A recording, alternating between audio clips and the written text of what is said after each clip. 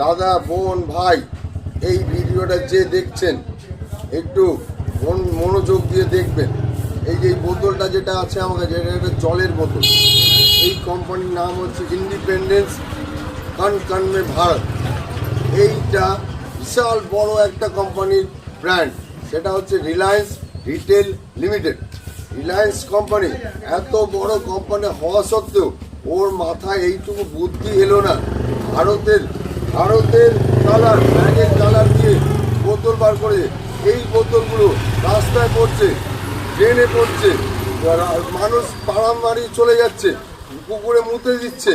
এই আমাদের ফ্ল্যাগের অসম্মান হচ্ছে, আমাদের ফ্ল্যাগের অসম্মান করছে রিলায়েন্স রিটেল লিমিটেড।